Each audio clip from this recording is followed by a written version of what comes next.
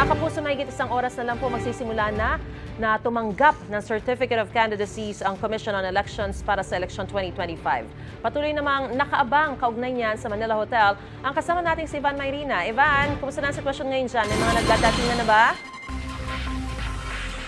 Magandang umaga, Maris. Sa kasalukuyan, ito nakikita natin ang nagkakaroon ng inspeksyon ang K9 units ng pulisya dito sa venue. Ito yung tinatawag na Tent City. Dito po magaganap ang paghahain ng Certificate of Candidacy ng mga nais kumandidato sa 2025 national and local elections. Nakikita ninyo, ayan, kanina pa nagsimula yan, mga 30 minutes ago, at sinusuyod ng husto ng mga K9 units itong buong venue, at gayon din sa labas, hindi po basta-basta makapasok, limitado lamang ang mga ipinamimigay na ID, ang mga nakakapasok at may access dito sa venue bilang bahagi po yan ng paghihigpit ng seguridad para nga sa filing ng COC. At mula dito sa ating kinatatayuan, Maris, naririnig natin may mga banda na rin sa labas. Alam naman natin itong mga ganitong filing ng COC ay talagang napaka-festive ng atmosphere. Siyempre, ang mga kandidato, kani-kanyang gimmick para makakuha ng atensyon para nga sa kanila ang paghahain ng COC. Alas 8 pa po ng umaga magsisimula itong filing, pero siyempre maaga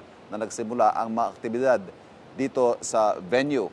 At inaasahan nga po na marami-rami itong maghahain ng COC dahil sa buong bansa, mahigit 18,000 posisyon po ang paglalabanan para sa 2025 national and local elections. Patuloy po nating babantayan ang mga mangyayari ngayong unang araw nga ng paghahain ng COC, at mamaya po makakausap natin si COMELEC Chairman George Garcia kaugnay ng mga paghahanda ng COMELEC at mga last-minute reminders para sa filing ng COC.